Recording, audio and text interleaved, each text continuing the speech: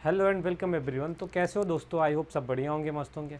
प्यारे साथियों, पिछली क्लास में हम डिस्कस कर रहे थे सीड और सीड सोविंग के बारे में। तो कुछ टेक्निकल इश्यूज़ के कारण बीच में क्लास हमें रोकनी पड़ी थी। तो आइए शुरू करते हैं, अपनी क्लास को वहीं से कंटिन्यू करते हैं जहाँ पे हमने पिछली क्लास में छोड़ा था।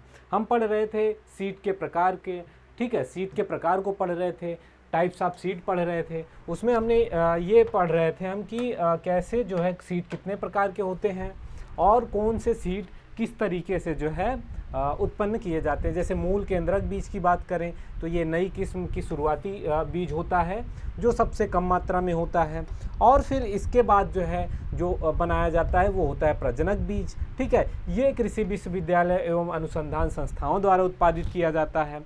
उसके बाद बात करें हम आधार बीज की, तो ये जो है आधार बीज जो है वो भी प्रजनक बीज के द्वारा जो है बनाया जाता है या फिर प्राप्त किया जाता है, जिसे फाउंडेशन बीज कहते हैं। उसके बाद पंजीकृत बीज आ जाता है। फिर बात करते हैं प्रमाणिक बीज या जिसे सर्टिफाइड बीज कहते हैं। ठीक है, ये सामान्यतः जो है आधार बीज के द्वारा उत्पन्न किया जाता है, और यह जो प्रमाणिक बीज है यही किसानों को व्यापारिक फसल उत्पादन हेतु या किसानों को फसल उत्पादन हेतु जो है सर्वाधिक जो है उत्पादन हेतु वितरित किया जाता है। इसका उत्पादन स्वयं प्रमाणीकरण संस्था या फिर उसकी देखरेख में किया जा सकता है, जैसे कि सरकारी बीज निगम हो गया, बीज प्रमाणीकरण संस्था हो गई, या फिर स्वयं किसान जो वैज्ञानिक ढंग से खेती कर रहे हैं उनके द्वारा भी प्रमाणिक बीज तैयार किया जाता है। प्रमाणिक बीज की थैलियों जो प्रमाणिक बीज की थैलियाँ होती हैं उस पर नीले रंग का टैग लगा होता है। ठीक है, तो ये ध्यान देने योग्य बात है कि जो प्रमाणिक बीज है उसकी थैली पर नीले रंग का टैग लगा होता है। बात करें इसमें आनुवांशिक शुद्धता एवं भौतिक शुद्धता की, तो ये 98% से अधिक होता है। अब हम बात करें सीड एक्ट यानी बीज नियम के। ठीक है, बीज के कुछ नियम भी हैं जो संसद में 1966 में एक बिल पास हुआ या पारित हुआ, जो 2 अक्टूबर 1959 में लागू हुआ, और जो है 69 में, और बीज उत्पादन एजेंसी सीड प्रोडक्शन एजेंसी जो है जब ये संसद में पारित हुआ एक्ट, तो उसके द्वारा कुछ संस्थाएं जो है पंजीकृत की गई, जैसे राष्ट्रीय बीज निगम एनएससी जिसे कहते हैं, यह 1963 में पंजीकृत हुई थी, और इसके द्वारा विभिन्न फसलों के आधार बीज का उत्पादन एवं वितरण होता है। दूसरा था राजस्थान राज्य बीज निगम, इसकी स्थापना 1978 में हुई, और इसके द्वारा जो है तरह तरह के बीजों पर रिसर्च किए गए और बीज उत्पादन किए जाने लगे। अब हम बात करें बीज की जीवन क्षमता परीक्षण या सीड विजिबिलिटी टेस्ट। ये क्या होता है सीड विजिबिलिटी टेस्ट? देखिए, इससे क्या होता है, बीज की जीवन क्षमता परीक्षण, इसके द्वारा हम बीज के जो बीज होता है वो अंकुरित कितना होता है या फिर उसका जीवन क्षमता क्या होता है, विजिबिलिटी क्या होती है, उसको टेस्ट करते हैं। पहली विधि है टेट्राजोलियम प्रशिक्षण। ठीक है, टेट्राजोलियम प्रशिक्षण के द्वारा करते हैं। इसमें क्या है, टेट्राजोलियम क्लोराइड या फिर ब्रोमाइड नामक रसायन का 1% घोल बीज में डुबाते हैं। ठीक है, जिससे जो जीवित बीज होते हैं उनका लाल रंग जो होता है वो लाल हो जाता है या फिर गुलाबी हो जाता है। मान लीजिए आपको बीज लेना है, ठीक है, बुआई से पहले यह जांच करना बहुत ही आवश्यक है कि जो बीज की हम बुआई कर रहे हैं उसमें जो है स्वस्थ बीज है, उसका जर्मिनेशन अच्छा होगा कि नहीं होगा। इसीलिए टेट्राजोलियम परीक्षण किया जाता है, जिसके माध्यम से जो है यह पता लगाया जा सकता है कि यह जो बीज आप उपयोग कर रहे हैं उसकी जो है जीवन क्षमता क्या है। इस परीक्षण को जैविक टेस्ट भी कहते हैं। इसमें क्या होता है, जीवित बीज का रंग लाल या गुलाबी या फॉर्मेशन के कारण होता है। ठीक है, क्या होता है, फॉर्मेशन के कारण लाल या गुलाबी रंग का हो जाता है। दूसरा है पोटेशियम परमैंगनेट विधि। ठीक है, ये क्या है, तो इस विधि के द्वारा बीजों की जीवन क्षमता ज्ञात करने की गुणवत्ता युक्त विधि है। ठीक है, इस विधि के द्वारा बीजों के जीवन क्षमता को मापा जाता है। इस विधि में बीज को KMnO4 के घोल में डाला जाता है। किस में डाला जाता है, पोटेशियम परमैंगनेट, ठीक है, इसको क्या कहते हैं, पोटेशियम परमैंगनेट। इसके घोल में बीज को डाला जाता है और जो घोल शोषित करने के बाद जो मृत बीज होते हैं उनका रंग बदल जाता है। यानी कि जो बीज ऐसे बीज होते हैं जो जिनमें जो है जिनको अंकुरित होना संभव नहीं होता है तो उनका रंग जो है बदल जाता है। और एक विधि है जैसे बीज का वास्तविक मान, रियल वैल्यू। इसमें क्या होता है, शुद्धता परीक्षण या अंकुरण परसेंटेज का मान है जिसको प्रतिशत में व्यक्त करते हैं और जो है वास्तविक बीज 75% से अधिक होना चाहिए, तब यह माना जाए कि वह बीज जो है बोने लायक है। अब हम बात करें बुआई की, ठीक है। अभी तक हमने सीड की बात की, बीज की बात की कि बीज क्या है, इसका जीवन परीक्षण कैसे कर सकते हैं, ठीक है, कितने प्रकार के बीज होते हैं और यह बीज किस तरीके से तैयार किए जाते हैं। अब हम बात करेंगे बुआई की, ठीक है, कि बीज की बुआई किस तरीके से की जाती है, सोविंग कैसे की जाती है, ठीक है। तो फसल उत्पादन के लिए भूमि की तैयारी करने के बाद बीजों को तैयार खेत में उचित विधि से बोने की आवश्यकता पड़ती है। देखिए, सबसे पहले यह समझिएगा कि फसल की बुआई के लिए, ठीक है, पहले खेत की तैयारी करते हैं, ठीक है, खेत को तैयार कर लेते हैं अच्छी तरीके से, फिर उसमें जो है बीज बोने की जो कुछ विधियां हैं, उचित विधियां, उनका उपयोग करके बीज की बुआई करते हैं, ठीक है।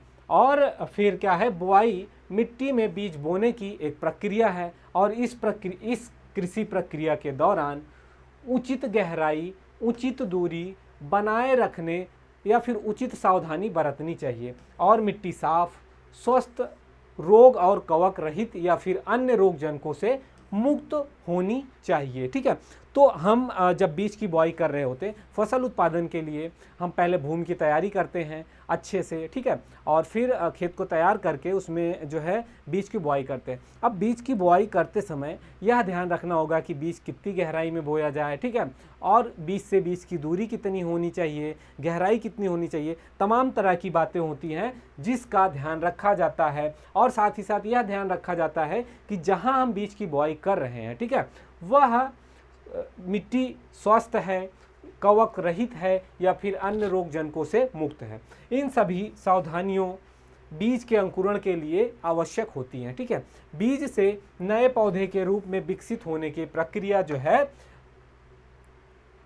सोविंग कहलाती है, बुआई कहलाती है, ठीक है। क्या कहलाती है, बुआई कहलाती है बीज से, ठीक है। तो इस तरीके से जो है बुआई की जाती है। अब हम बात करें बुआई की विधियां की, ठीक है, इन विधियों का क्यों उपयोग किया जाता है। तो ये जो बुआई की विभिन्न विधियां हैं, इस विधियों के माध्यम से या फिर फसल के स्वभाव, फसल की क्वालिटी के माध्यम से जो है वहाँ की उस क्षेत्र की परिस्थिति के अनुसार जो है हम फसल की बुआई करते हैं ताकि कम लागत में अधिक से अधिक फसल उत्पादन लिया जा सके। पहली विधि है छिटकुआ विधि, जिसे सामान्यतः जो है हर जगह इसका उपयोग किया जाता है। इस विधि में क्या होता है, फसल को पूरे खेत के अच्छे से तैयारी करने के बाद फसल को पूरे खेत में बिखेर दिया जाता है, ठीक है। जुताई के बाद जो है बीजों को बिखेर दिया जाता है और उसके बाद पाटा लगा दिया जाता है। तो यह एक बुआई की सरल विधि है, लेकिन इसकी कुछ कमियां हैं। इसमें क्या होता है, जो बीज होते हैं, बीज जो है बीज के बीच की जो दूरी होती है वो कम होती है और बीज की गहराई कहीं कम कहीं ज़्यादा हो जाती है। तो इससे बचने के लिए कुछ विधियां हैं जिनका उपयोग किया जाता है। अच्छा, इसके नुकसान क्या है, जैसे कोई बीज हो गया मिट्टी में अधिक नीचे जाने के बाद उसका अंकुरण नहीं होता है, वह सड़ भी जाता है, उसमें मर जाता है, या फिर उसका अंकुरण देर में होता है। अब इस विधि में यह भी होता है कि बीज कहीं बहुत पास पास हो जाते हैं, दो बीज इकट्ठे हो जाते हैं। तो ऐसी स्थिति में भी जो है हमें तमाम प्रकार की समस्याओं का सामना होता है। बात करें छिटकुआ विधि की हानियां की कि क्या हानियां हैं इस विधि में। तो देखिए, इस विधि में अधिक बीज दर की आवश्यकता होती है। पहली चीज़ तो छिटकुआ विधि में जो बीज दर, ठीक है, कि हमें 1 एकड़ में कितने बीज की आवश्यकता होती है, अन्य विधियों के द्वारा इस विधि में अधिक बीज लगता है। उसका कारण यह है कि छिटकुआ विधि से हमें यह ज्ञात नहीं हो पाता है कि बीज के बीच की जो दूरी होती है कम ज़्यादा हो जाती है और गहराई भी कम ज़्यादा होती है। तो यह एक नुकसान हो गया। फिर बीज जो है ज़मीन में नीचे चले जाते हैं तो उनका अंकुरण नहीं हो पाता है, या फिर कुछ बीज जो है ज़मीन के ऊपर ही रह जाते हैं, ठीक है। कहीं ज़्यादा बीज गिर जाते हैं तो वहाँ फसल के पौधों के बीच में आपसी प्रतिस्पर्धा होने लगती है जब पौधे बहुत पास पास में हो जाते हैं। और उन क्षेत्रों में जहाँ बीज कम गिरे होते हैं वहाँ फसल के पौधे के मध्य कोई प्रतिस्पर्धा नहीं होती है। इस तरीके से अगर पूरे खेत में सामान्य रूप से पौधों या बीज को बोया जाए तो जो है इससे कम उत्पादन या आमदनी प्राप्त होती है, अगर इस तरीके से पूरे खेत में समान पौधे की संख्या प्राप्त नहीं होती है तो। जल तथा उर्वरक क्षमता की दक्षता कम मिलती है। कृषि क्रियाओं के माध्यम से खरपतवार नियंत्रण भी संभव नहीं हो पाता है। अगली विधि है दूसरा, जिसे कतार विधि कहते हैं या ड्रिलिंग मेथड कहते हैं। इस विधि में क्या होता है कि छिटकुआ विधि के माध्यम से जो भी समस्याएं आती हैं उन समस्याओं से निपटने के लिए इस विधि का जो है उपयोग किया जाता है या फिर ये प्रचलन में यह विधि आई, ठीक है। इसमें बीजों की बुआई कतार में करने के लिए विभिन्न प्रकार की यंत्र या संसाधनों का प्रयोग किया जाता है। कतारों में बोई गई फसल से अंतः कृषि क्रियाओं के द्वारा खरपतवार को कम खर्च में नियंत्रित किया जा सकता है। साथ ही साथ इसके अतिरिक्त बीजों की बुआई कतार में करने से बीज एक समान गहराई में पड़ते हैं, जिससे एक समान फसल स्थापना होती है। और बीज को कतारों में बोने से बीज दर जो है, कम बीजों की आवश्यकता होती है, जो बीज दर होता है वो भी कम होता है, क्योंकि इसमें क्या होता है पौधे से पौधे के बीच की जो दूरी होती है वो समान होती है, तो ऐसी अवस्था में कम बीज दर की आवश्यकता होती है। अगला मेथड है तीसरा, जिसे ड्रिबलिंग विधि या प्लांटिंग विधि कहते हैं। इसमें क्या होता है कि एक एक बीज या बीज सामग्री को भूमि में मानव के द्वारा रखा जाता है, एक एक बीज जो है रोपा जाता है हाथ के द्वारा, श्रम के द्वारा। इस विधि को ड्रिबलिंग विधि या प्लांटिंग विधि कहते हैं। जैसे मान लीजिए धान की रोपाई हो गई, ठीक है, तो धान की नर्सरी के बाद धान की रोपाई की जाती है, तो इस तरीके के बीज को ड्रिबलिंग कहते हैं। यह सामान्य रूप से उन फसलों के बीजों की बुआई में अपनाई जाती है जिनके बीज का आकार बड़ा होता है। जैसे आलू को ले लीजिए, ठीक है, उसमें जिन्हें बढ़ने में ज़्यादा जगह की आवश्यकता भी होती है। ऐसे जैसे कपास हो गया, मक्का हो गया, आलू हो गया, गन्ना हो गई, कुछ इस प्रकार की फसलें होती हैं जिनकी बुआई के लिए इस मेथड का उपयोग किया जाता है। अब बात करें रोपाई की, जिसे ट्रांसप्लांटिंग कहते हैं, ठीक है। इसमें क्या होता है कि नर्सरी तैयार की जाती है। नर्सरी के पास पौधे जब बड़े होते हैं तो पौधों को नर्सरी से निकाल कर जो है मुख्य खेत में जो है लगाने की प्रक्रिया है। तैयार पौधों को जो है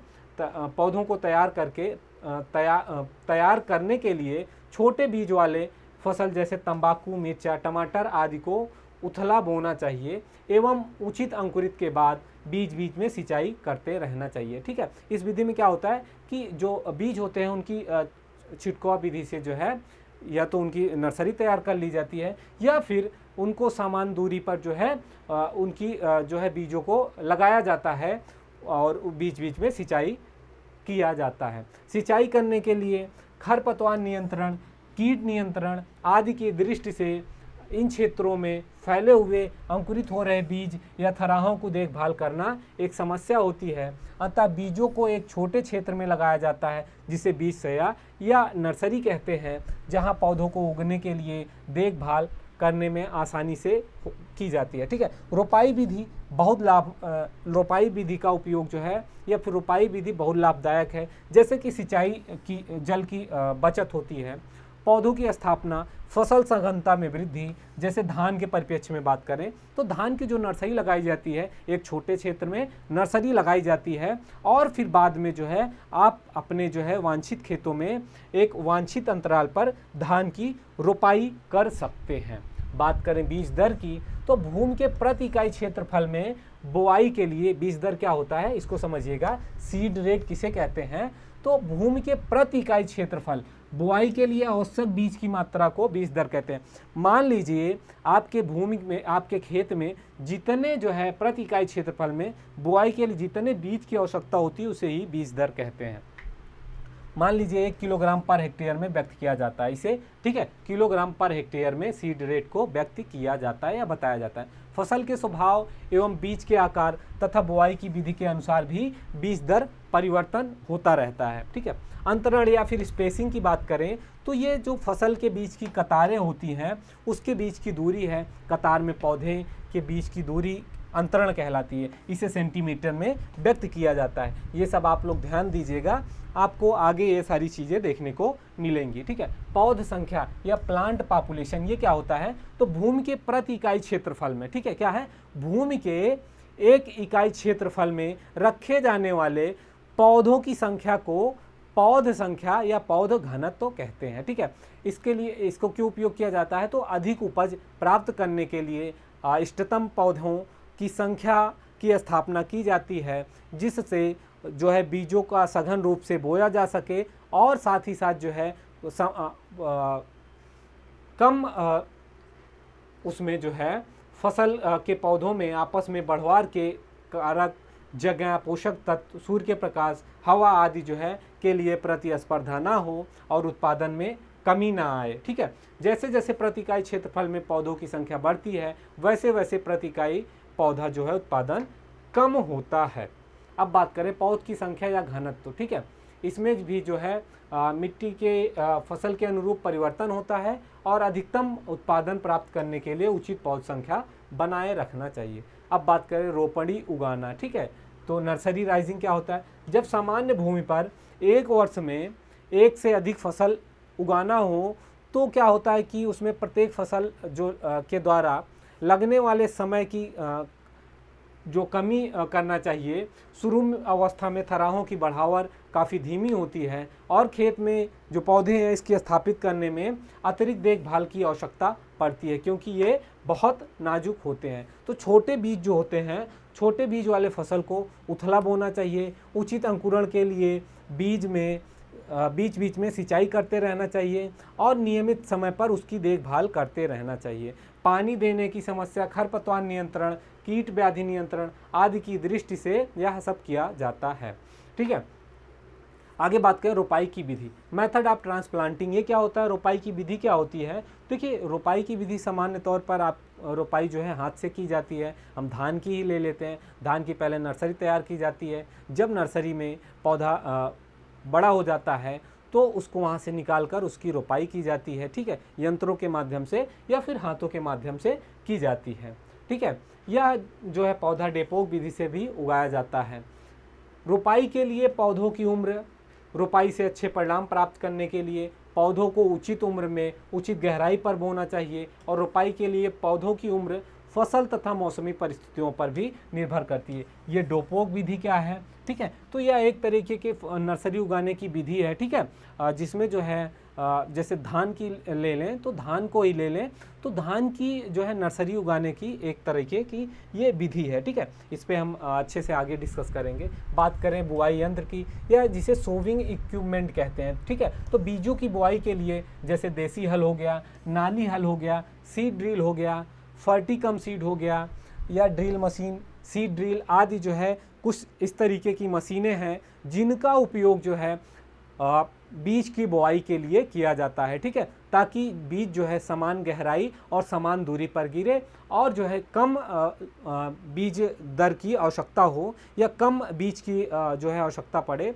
तो और उसके लिए अधिक से अधिक फसल उत्पादन हो सके। क्योंकि जब फसल के बीच यानी पौधों के बीच की दूरी सामान्य होगी तो पौधों के बीच में आपसी प्रतिस्पर्धा भी कम होगी, तो इस तरीके से जो है फसल की जो वृद्धि होती है वह भी अच्छी होती है और उस उत्पादन भी अच्छा होता है। तो दोस्तों आज की इस क्लास को यहीं पे समाप्त करते हैं, मिलते हैं अगली क्लास में। जय हिंद।